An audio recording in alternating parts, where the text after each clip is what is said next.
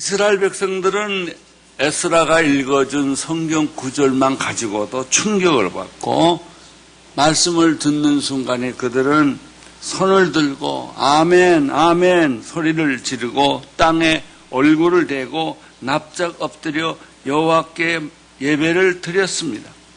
이게 예배예요. 말씀을 들으면 예배가 우러러 나옵니다. 이게 말씀을 들으면 우리 몸에 진동이 일어납니다. 변화가 일어납니다. 그들은 땅에 엎드려 머리를 이마에 대고 그리고 정말 납작 엎드려서 하나님께 예배 드리게 되는 것이죠. 지금 우리가 드리는 예배의 대부분은 예배가 아닐 수 있습니다. 추우면 안 오고 비 오면 안 오고 또 배고프면 안 오고. 저도 옛날에 그런 적이 있었거든요. 그 전도사 시절에 전도사 하다가 저희 집에 가보니까 라면이 하나 없어요. 먹을 게 없어.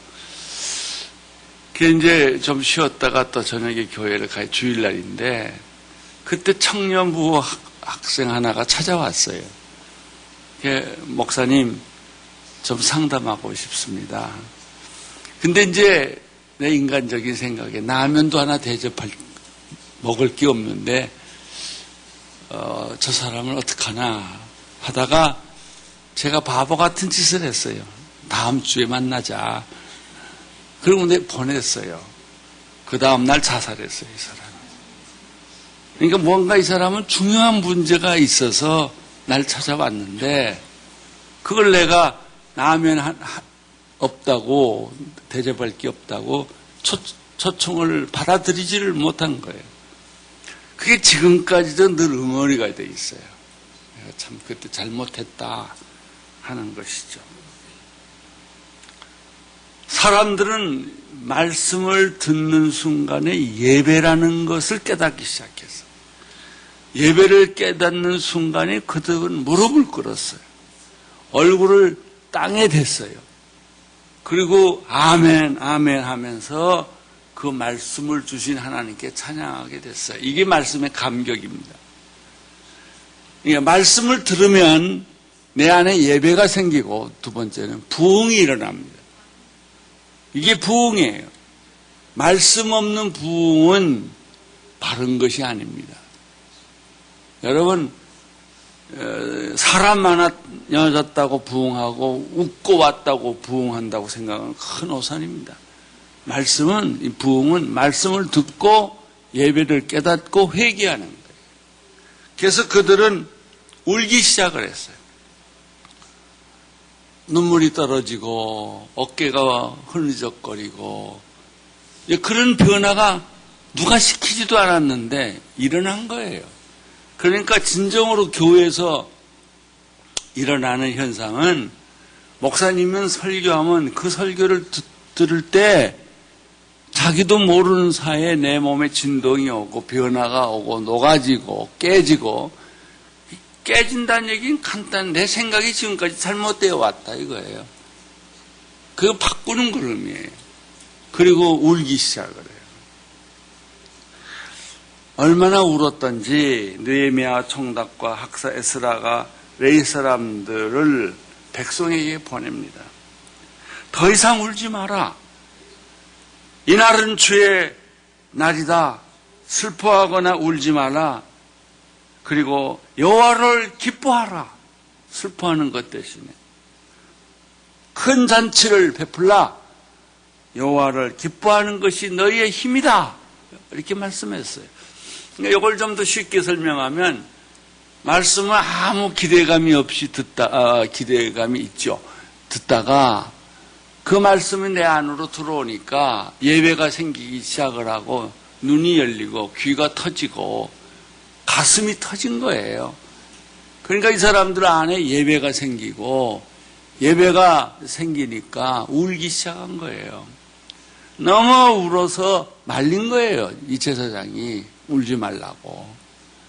차라리 오늘은 너희들이 진짜 회개를 했다면 회개만 평생 할 수 있어요. 또 회개하고 나면 눈물 닦고 또 열심히 살아야죠. 지금은 주의 날이고 지금은 하나님의 날이기 때문에 찬양하고 기뻐하라 이렇게 권면을 했습니다. 여기서 첫 번째 우리가 발견하는 것은 말씀의 재발견. 다시 말하면 말씀을 깨닫는 것. 말씀 한만 읽고 들어봐야 깨닫지 못하면 무슨 소용이 있어요? 말씀을 듣고 깨닫는 게 있어야 돼요. 내 생각을 바꿀 수 있는 게 있어요. 이게 말씀이에요. 그렇게 됐을 때 부흥이 시작이 됩니다. 이게 첫째 날이에요. 첫째 날 이런 일이 있었는데 둘째 날도 학사에서를 초청했어요. 또 들려주시오. 그래서 찬송가에 보면 그 말씀을 또 들려주시오. 그런 찬송가가 있잖아요. 말씀을 들으면 들을수록 자꾸 이게 빨려 들어갑니다. 말씀을 두 번째 에스라가 또 읽어줬어요. 그런데 어제 읽은 말씀과 달리 둘째 날 읽을 말씀에서 처음 들어보듯이 새로운 말씀을 깨달은 거예요. 그것은 그들이 이 텐트를 치고 광야 생활에 고생했던 것을 기억하기 위해서 수장절이라는 것을 지켜요. 7일 동안 텐트를 치고 거기에 나뭇가지를 넣고 그 다음에 사람이 할 수 있는 가장 고통스러운 삶을 사는 거예요. 그래서 쓴나물을 먹고 무교봉을 먹고 잠자리가 험하고 그렇게 일주일을 해야 돼요. 그리고 과거를 돌이켜보게 하는 거예요. 홍해 사건을 돌이켜보게 하고 애굽에 있던 사건을 돌이켜보게 하고 광야 생활을 돌이켜보게 하고 그다음에 가나안 땅에 들어가서 7 족속과 싸우던 일들이 있었는데 그거를 이제 회상을 하면서 일주일을 보내요. 그런데 자기들이 드리고 있는 초막절은 그런 집회가 아니었다는 겁니다. 편한 집회, 안락한 집회, 허리가 아프다, 다리가 아프다, 이제 우리는 이런 얘기를 많이 하는데 그런 안락한, 안 아픈, 고통이 없는, 배가 고프지 않는 그런 예배를 드린 거예요. 그러니까 자기가 드리는 예배하고 말씀에서 모세를 통해서 준 예배하고 너무 차이가 있다는 것을 발견한 거예요. 온 백성과 성읍과 성전에 성경대로 초막을 다시 지었어요. 지금 우리가 드리는 초막은 가짜다. 우리가 드리는 예배는 가짜다. 진짜 예배를 좀 드려보자. 그래가지고 온 백성에게 이야기를 해서 초막절을 다시 지키게 됐는데 제일 먼저 성전부터 다 바꾼 거예요. 성경대로 초막을 다시 짓고 7일 동안 천막 안에서 살면서 율법책을 낭독하고 제8일에는 광장에 모여 큰 집회를 열었던 거예요. 그러니까 사람 다니기 불편한 데는 천막을 안 짓고 그랬겠죠. 어디 구석이나 짓거나 집 뒷칸에 짓거나 이렇게 했겠죠. 이거부터 고친 거예요. 그래서 성전 안에도 천막을 짓고 광장 안에 천막을 짓고 또 성벽 뒤에도 짓고 그렇게 해가지고 그들이 이제 7.7절을 진짜 드리기 시작한 거예요. 성경대로. 이제 여기서 우리가 굉장히 중요한 사실을 발견해요. 비슷한데 다른 게 있어요. 우리 대부분의 크리스천들은 크리스천 같은데 아니에요. 형식만 비슷해요. 모양만 비슷해요. 겉모양만 비슷해요. 화장을 했어요. 그걸 베껴보면 가짜 그리스도인들이에요. 하나님 말씀도 지키지 않고 율법대로 안 살았단 말이죠. 사람의 눈은 속일 수 있으나 하나님의 눈은 속일 수가 없었던 것이죠. 형식적이고 전통적인 예배를 개혁하는 것, 신령과 진정으로 예배드리는 것, 그것이 개혁이에요. 부흥은 말씀을 듣는 거예요. 개혁은 형식을 바꾸는, 형식과 전통을 돌이키는 거예요. 근데 요즘 우리 시대는 이 두 가지가 다 안 돼요. 그러니까 부흥하는 것 같은데 부흥이 없고, 개혁이 일어나는 것 같은데 개혁이 없어요. 마틴 루터가 종교 개혁을 했지 않습니까? 그것은 지금까지 우리가 들어왔던 전통적인 종교 개혁 개념을 바꿔버린 거예요. 95개의 조항을 내려 걸고 성경으로 돌아온 거예요. 그럼 마틴 루터가 종교 개혁을 하게 된 건 뭐야? 성경으로 돌아온 거예요. 모든 사람들은 성경을 이해를 잘못하고 있었던 것이죠. 그러니까 뭐가 결론적으로 잘못됐냐면 예배가 잘못됐고, 예배가 잘못됨으로 말미암아 모든 형식이 다 잘못된 형식, 그것이 형식이 잘못된 형식이 이렇게 오래가면 전통이 돼버려요. 그 다음에 성경보다는 전통을 우선순위로 여긴단 말이죠. 우리 오늘의 교회에 있어 보면 재밌는 게 이제 다른 교회인들이 가끔 오세요. 와서 예배를 드리면 이분들이 와서 이렇게 보고는 옛날 자기 교회식으로 예배 안 드린다는 거예요. 그래가지고 불평을 하고, 왜 여기는 이렇게 예배를 안 드리냐, 이런 얘기를 아주 종종 해요. 이제 그걸 들어보면 사람이 자기를 벗어난다는 것, 자기의 기존 생각과 개념을 벗어버리는 것이 이렇게 어렵다는 것을 제가 느껴요.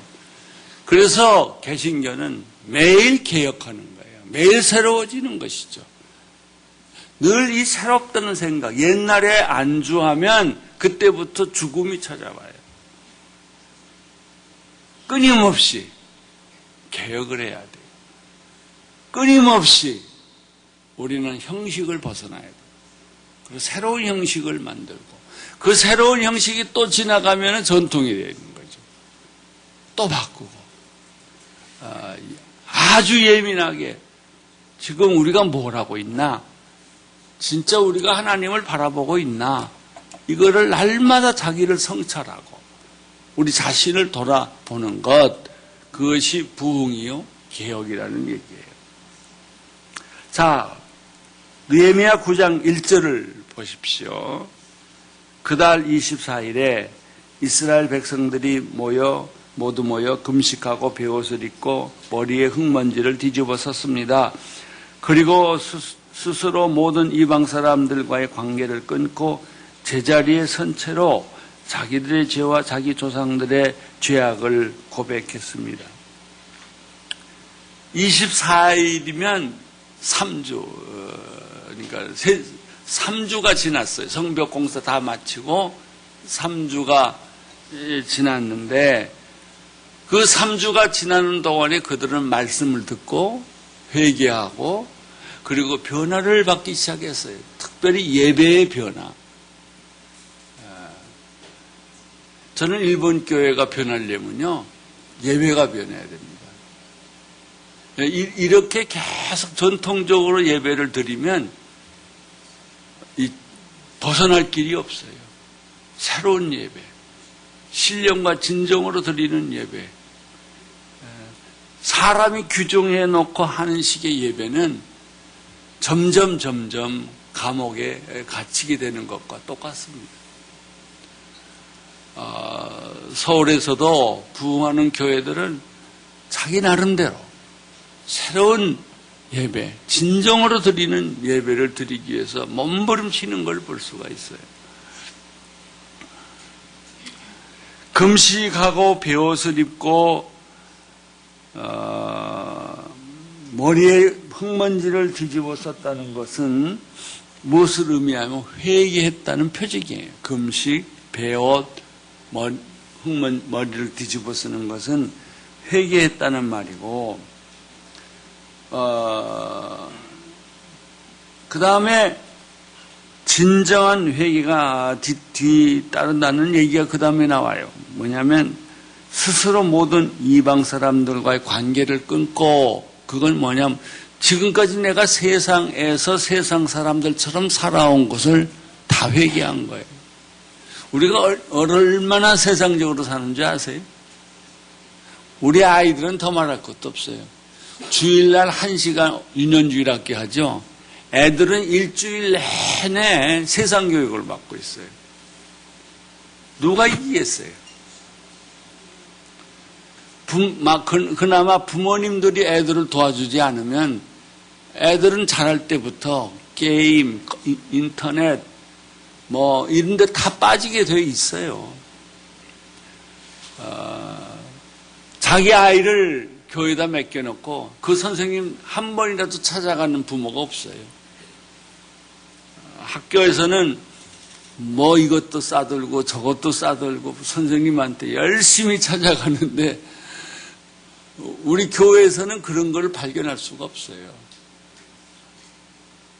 어떻게 우리 아이들이 믿음을 갖겠어요?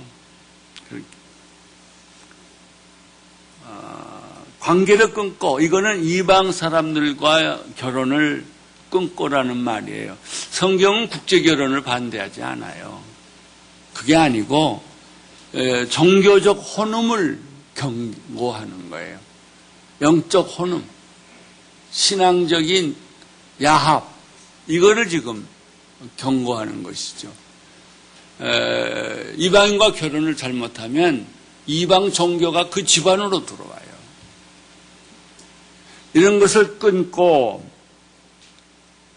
선체로 회개를 앉아서 안 했어요. 선체로 그 다음에 회개를 했는데 자기 죄만 고백한 게 아니라 아주 재미있는 게 있어요. 자기 조상들의 죄까지 회개를 해요.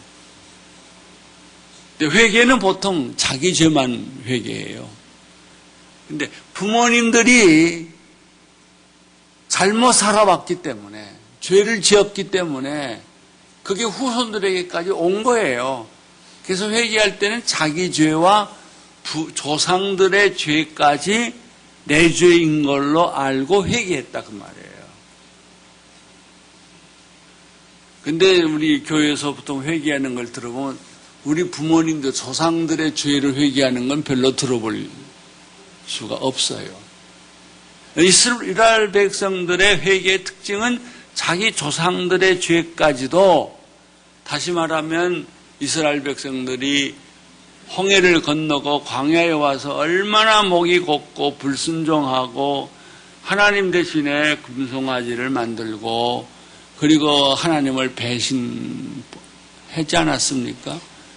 그 죄를 누군가 하나도 고백을 안 한 거예요. 그러니까는 그 죄까지 생각하면서 이 사람들이 회개했다는 것이죠.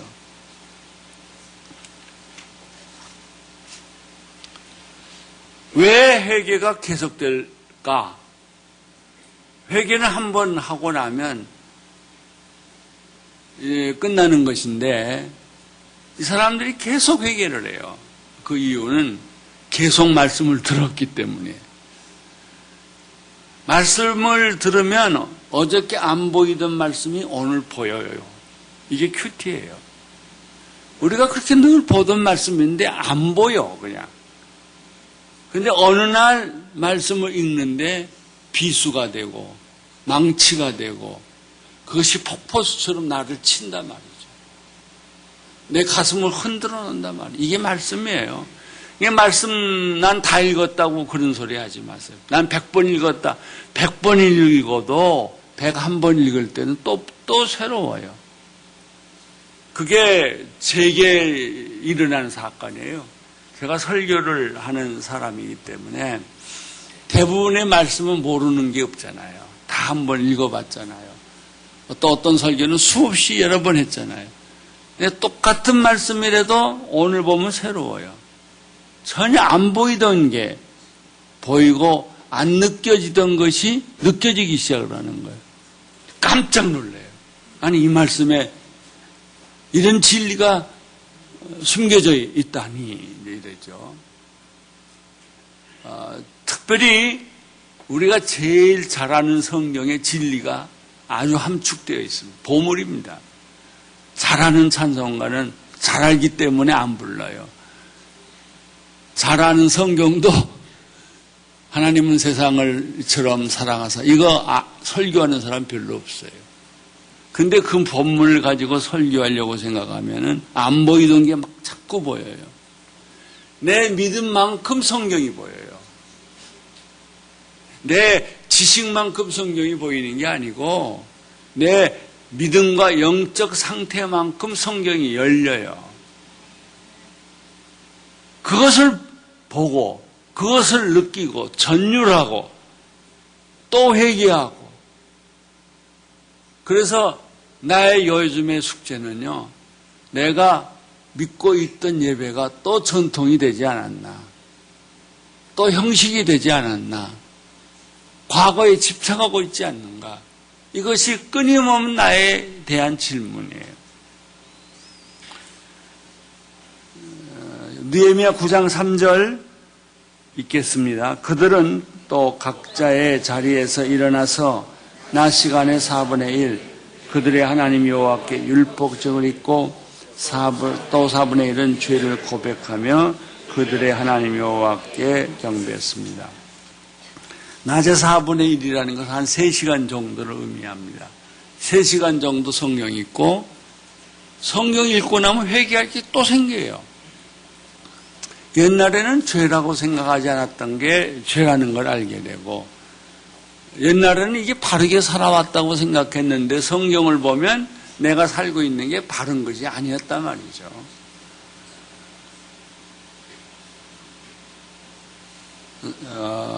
죄를 고백하고 경배와 찬양을 한 거예요. 자, 느헤미야 9장 4절 5절 같이 읽겠습니다. 시작. 레이 사람인 예수와 밤이 막기 스바냐 분이 스바 단상에 서서 큰 소리로 그들의 여호와께 부르고 그러니까 레이 사람들 중에 일부는 단상에 서서 하나님께 큰 소리로 경배와 찬양을 드리고 예배를 드린 거예요. 5절은 또 다른 레위인이 나와요. 그리고 레위인들 곧 예수와 감미엘, 바니, 합삼니아, 세레바, 호디아, 스바냐, 브라야히야가 백성들을 향해 소리했죠. 재밌어요. 한쪽 제사장은 하늘을 향해 소리를 지르고 한쪽 제사장은 백성들을 향해 소리를 쳤단 말이죠. 모두 일어나서 주 너희 하나님을 영원토록 찬양하라. 주의 영광의 이름을 송축합니다. 주께서는 모든 찬송과 찬양 위에 높임을 받으소서. 이렇게 이제 백성들에게 이걸 가르친 거예요. 모두 일어나서 이렇게 주 너희 하나님을 찬양하라고 했을 때 다시 말하면 말씀을 읽으면 다도 모르는 죄가 자꾸 드러나고 깨달아지고 회개가 되고 그 이제 다 됐다고 생각하고 또 성경을 읽어보면 내가 미처 회개 못했던 것 깨닫지 못했던 게 또 깨달아지고 이렇게 된단 말이죠.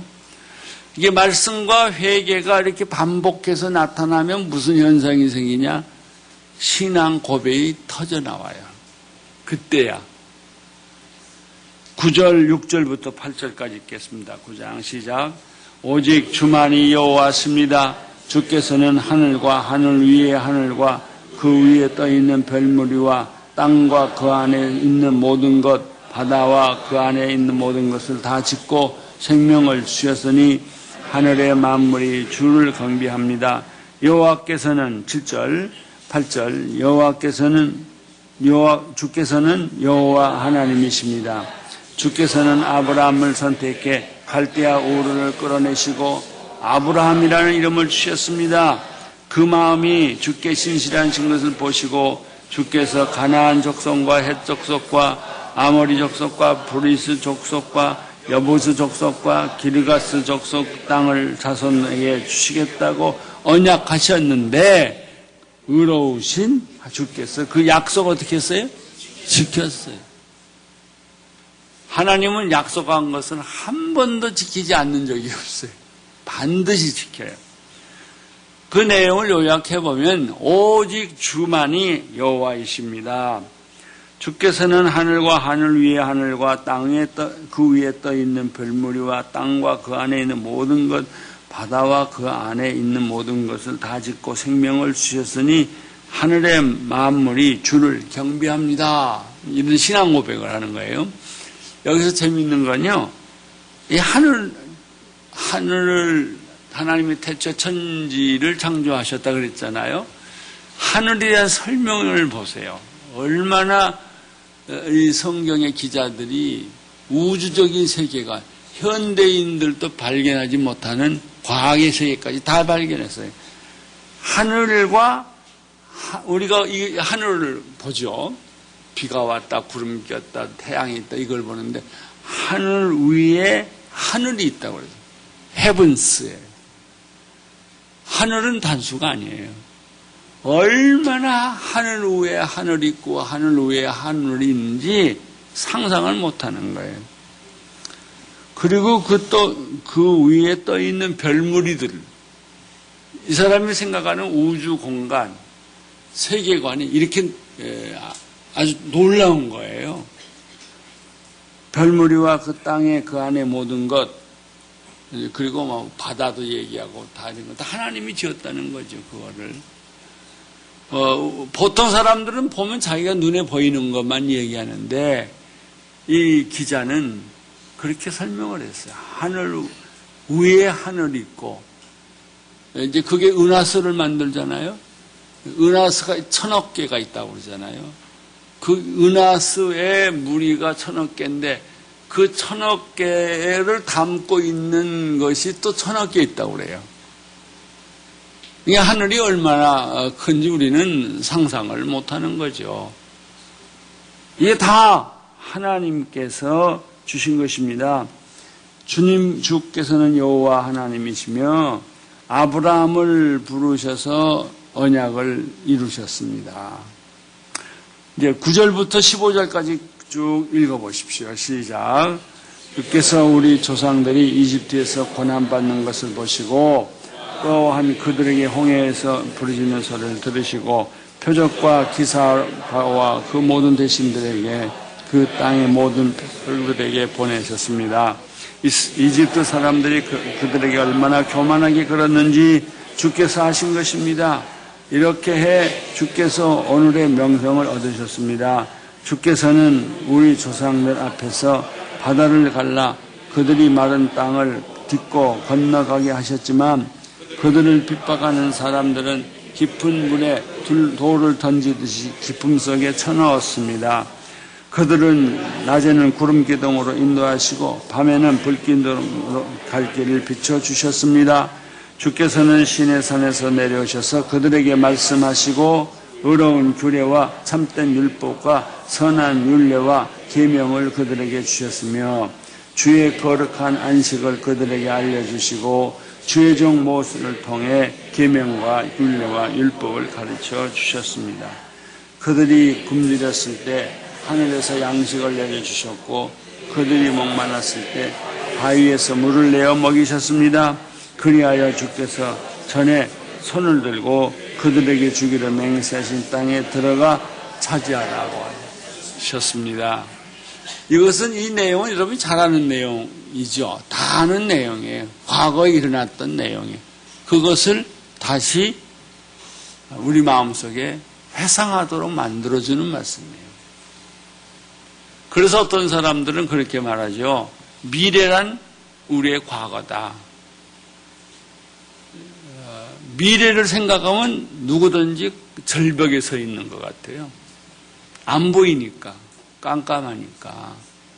그런데 우리의 과거를 돌이켜보면 하나님이 내가 죽을 뻔했는데도 살려주시고 절망 중에 희망을 주시고 또 나에게 정말 저주와 가난과 핍박 속에 있었지만 다시 살려주신 그 지난 과거가 곧 미래에 나타날 얘기다 이거예요.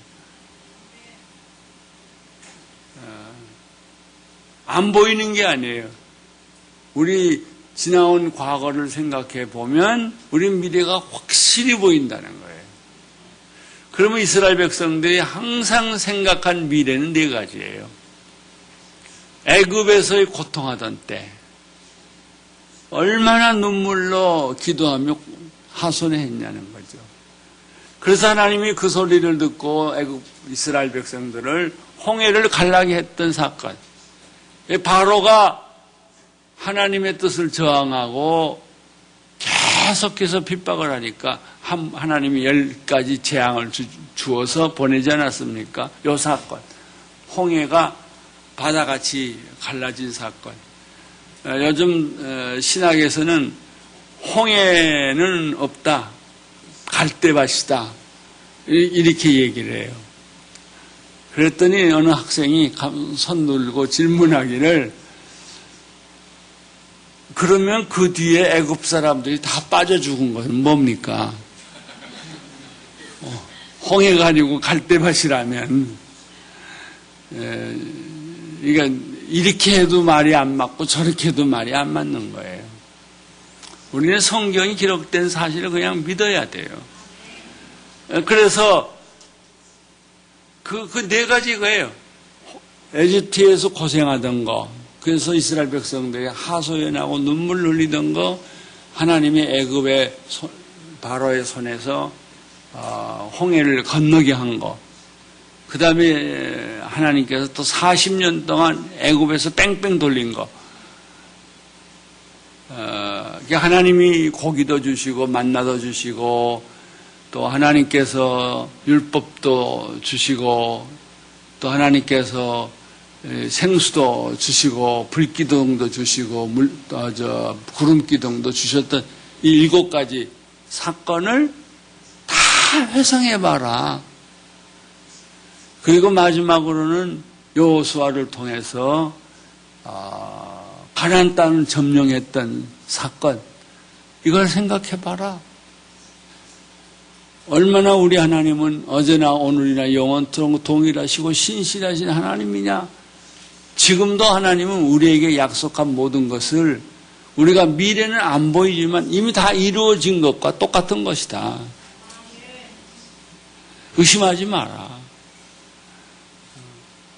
그래서 성경에는 끊임없이 애굽에 살던 때의 고생, 그 다음에 홍해 걸른 사건, 광야에서 그렇게 고생하던 뺑뺑 돌리던 사건, 그 다음에 젖과 꿀이 흐르는 가나안 땅에 들어간 사건을 늘 회상하게 하는 거예요.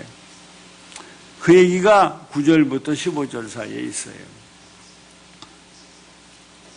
16절 읽어주세요. 그러나 우리 조상들은 교만하고 목이 곧아져서 주의 계명을 이렇게 하나님이 해주셨지만 기적을 보면서도 기적을 안 믿었어요. 그래서 애굽으로 돌아가려고 그랬고 금송아지를 만들려고 그랬고 조금만 기회만 주면은 불평과 원망을 하고 딴소리를 하고 이렇게 했단 말이죠. 그러니까 하나님이 은혜를 그렇게 베풀어 주었음에도 불구하고 자꾸 딴짓을 하고 딴 생각을 하고 밥알을 거꾸로 먹었는지 아무튼 계속 이상한 소리만 하고 그러니까 이제 하나님이 화가 난 거예요. 여러분, 광야에서요 이스라엘까지 갔는데 2주일밖에 안 걸려요. 40년을 안 보내요. 어떻게 안 보내느냐? 구름 기둥이 이동해야 사람들이 이동하는데 구름 기둥이 안 가요, 거기를. 그러니까 쉽게 끝날 일을 너무 어렵게 대가를 치르면서 했고 1세대는 가나안 땅에 못 들어갔잖아요. 불순종하는 사람들 가나안 땅에 못 들어가게 하세요. 그래서 이 사람들은 우리들의 죄뿐만 아니라 조상들의 교만과 불순종한 사건을 기억하면서 우리 조상들의 잘못한 것을 용서해 주십시오라고 기도한 거예요. 17절 읽어주세요. 시작. 주께서 그들 가운데 일으키신 기적을 곧 잊었습니다. 그들은 목이 곧아져 거역하고 두목을 세워 종살이 하던 곳으로 돌아가려고 했습니다. 그러나 주께서는 용서하시는 하나님이여 은혜와 긍휼이 많으며 더디 화내시고 사랑이 많으신 분이기에 그들을 저버리지 않았다. 여러분, 이스라엘 백성들이 그렇게 고생해놓고 또 말을 안 들어요. 또 불순종해요. 또 과거로 돌아가려고 해요. 그러나 여기 중요한 메시지는 이거예요. 그러나 우리 하나님은 용서하시는 하나님이요 은혜와 공유를 많으시며 더디 화를 내시고 사랑이 많으신 분이기 때문에 비록 그렇게 했다 할지라도 이스라엘 백성을 버리지 않았다. 18절 읽어주세요. 그들이 자기 위에 송아지를 부어 만들고 이것이 바로 너를 에집트에서 인도내한 너희 하나님이다 라고 하며 하나님을 모독할 때도 이스라엘 백성이 그렇게 했을 때도 하나님은 그들을 용서했다 그 말이에요. 품어주셨다. 그것이 곧 느헤미야 시대의 사람들의 모습하고 똑같은 거예요. 그것이 곧 우리 시대의 사람들하고 똑같은 거예요. 과거에 이런 기록을 수없이 반복되지만 이거를 성경을 읽고 우리가 회개했으면 좋겠는데 그렇게 하지 않는다는 것이죠. 자기 고집, 자기 교만, 목이 곧은 백성 계속 그런다는 것이죠.